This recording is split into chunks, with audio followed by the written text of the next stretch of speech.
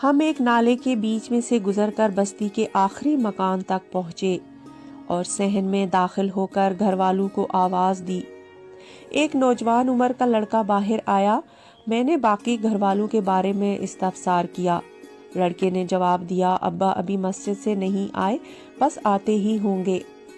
میں نے کہا، ہم تمہارے مہمان ہیں، تمہارے ابا سے ملنا چاہتے ہیں اور کچھ دیر تمہارے گھر میں ٹھہرنا چاہتے ہیں۔ لڑکا بلا تامل ہمیں گھر کے اندر لے گیا۔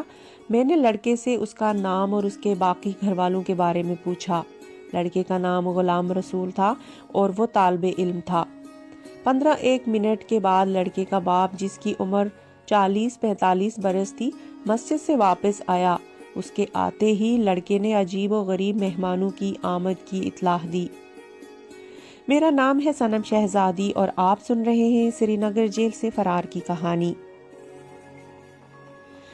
وہ کمرے میں آیا، الیک سلیک کے بعد میرے قریب بیٹھ گیا اور پوچھا، آپ کون ہیں اور کہاں سے آئے ہیں؟ میں نے اسے بتایا کہ ہم شکاری ہیں اور اس پہاڑی کی دوسری طرف شکار پر جا رہے ہیں۔ ہم اپنے ساتھیوں کا انتظار کر رہے ہیں جو بندوقیں لے کر پیچھے آ رہے ہیں۔ میرے جواب سے وہ مطمئن ہو گیا اور ہم ادھر ادھر کی باتیں کرنے لگے۔ اس دوران ہم سب نے شیو بنائی۔ میں نے اسے بتایا کہ میں اسکول ماسٹر ہوں۔ یہ سن کر اس نے مجھ سے فرمائش کی کہ میں اس کے بیٹے کا امتحان لوں۔ بیچارہ خود ان پڑھ تھا لیکن اپنے بیٹے کو بڑے شوق سے تعلیم دلا رہا تھا۔ میں نے لڑکے کو قریب بلایا اور اس سے کچھ سوالات کیے۔ لڑکا 9ویں جماعت کا طالب علم تھا۔ قریباً گھنٹہ بھر تک اس کا امتحان لینے کے بعد میں نے اس کے باپ کو بتایا کہ لڑکا پڑھائی میں کمزور نہیں اور انشاءاللہ امتحان میں کامیاب ہو جائے گا۔ اب اس نے مجھ سے ایک اور فرمائش کر ڈالی کہ میں اس کی 10 سالہ بیٹی کا بھی امتحان لوں، جو ایک مکتب کی طالبہ تھی۔ بچی قرآن شریف لے کر آئی اور مخصوص کشمیری لہجے میں تلاوت شروع کی۔ وہ پڑھائی میں کچھ کمزور تھی اور مجھے بار بار اس کی غلطیوں کی اصلاح کرنی پڑ رہی تھی۔ میری تلاوت پر دہقان کو کچھ اچنبھا ہوا۔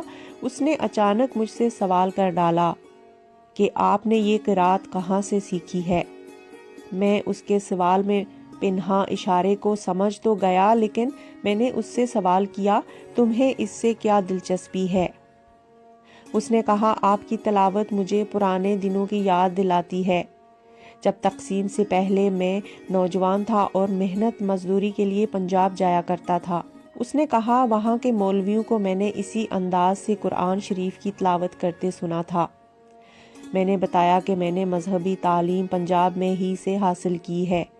میں اس کے ماضی کے بارے میں سوال کرنے لگا۔ وہ مسرت آمیز لہجے میں پنجاب میں اپنے قیام کے دوران تجربات بیان کرتا رہا اور اس طرح ہماری گفتگو بڑھتے بڑھتے سیاسی معاملات اور آخر کار کشمیر کے اندر مجاہدوں کی سرگرمیوں تک پہنچ گئی۔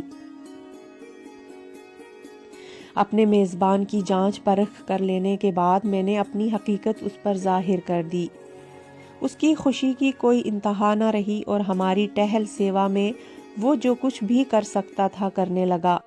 میرے ساتھیوں میں سے باری باری ایک ایک آدمی پہرا دیتا رہا۔ اپنے میزبان سے ہمیں معلوم ہوا کہ بانڈی پورہ کے علاقے میں زبردست ناکہ بندی کر دی گئی ہے اور ہماری گرفتاری کے لیے ہر طرف چھاپے مارے جا رہے ہیں۔ یہ اطلاعات اتنی پریشان کن تھی کہ ہمیں بانڈی پورہ کی طرف جانا بہت ہی پرخطر نظر آیا۔ میں نے اپنا راستہ تبدیل کرنے کا فیصلہ کر لیا۔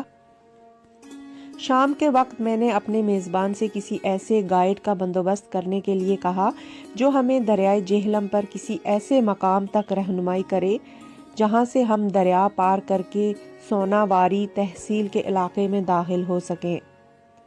اس نے اپنے بیٹے کے ذریعے پڑوس کے گھروں سے 3 آدمیوں کو بلایا۔ یہ سب اس کے رشتہ دار تھے اور اس کے اعتماد کے لوگ تھے۔ ہماری موجودگی میں اس نے ہمیں درپیش مشکلات سے انہیں آگاہ کیا اور اس سلسلے میں انہیں ہماری مدد کرنے کو کہا۔ تھوڑی دیر کی بحث و تمہیز کے بعد طے پایا کہ موزہ چندر گیر تک ہماری رہنمائی کی جائے۔ جہاں سے سوناواری کے علاقے میں داخل ہونے کے لیے کچھ اور بندوبست کیا جائے۔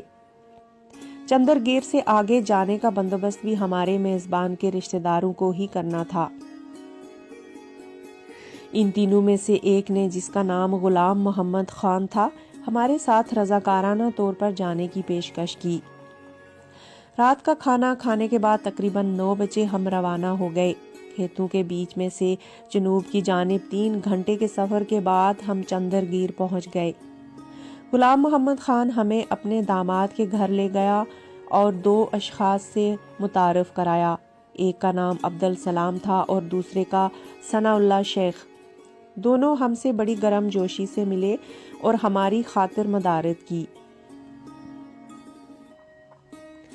دریا عبور کرنے کی تجویز ملتوی کر دی گئی، کیونکہ ہمیں بتایا گیا کہ سادہ کپڑوں میں CID کے کارندے دریا کے گھاٹ پر متعین کیے گئے ہیں۔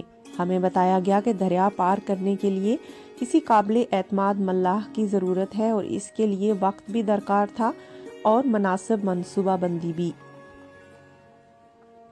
کیونکہ پورے علاقے میں سیکیورٹی کے انتظامات بہت سخت تھے۔ تاہم ہمارے میزبانوں نے ہمیں یقین دلایا کہ اگلی صبح تک کوئی بندوبست ہو جائے۔ چنانچہ ان کے مشورے سے ہم نے رات کو اسی گھر میں قیام کرنے کا فیصلہ کر لیا۔ بہرحال میں نے باتوں باتوں میں ان پر واضح کر دیا کہ اگر ہمیں کسی قسم کی شرارت کا شبہ ہوا تو گھر کے مکینوں سمیت مکان کو آگ لگا کر بھسم کر دیا جائے گا۔ اس کے بعد رات کا باقی حصہ ہم نے باری باری سو کر گزارا۔ ہم تینوں اور محمد خان ایک کمرے میں ٹھہرے اور دوسرے لوگ دوسرے کمرے میں۔ سحری کے وقت محمد خان نے ہم سے اجازت چاہی اور جاتے وقت کہہ گیا کہ وہ کچھ معلومات حاصل کر کے سحپیر کو واپس آ جائے گا۔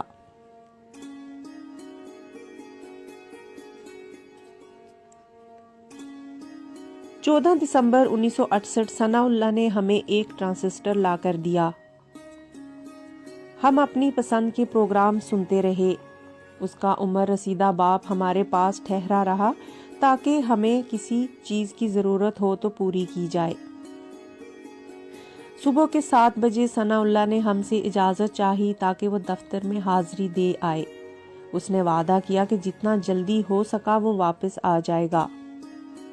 میں نے اسے کہا کہ وہ اس علاقے میں دشمن کی سرگرمیوں کے بارے میں معلومات حاصل کر کے ہمیں بتائے۔ عبدالسلام ایک دانش مند اور دلیر قسم کا نوجوان تھا۔ اس نے رضاکارانہ طور پر سوپور تک ہمارے سفر کے انتظامات کرنے کا ذمہ لیا۔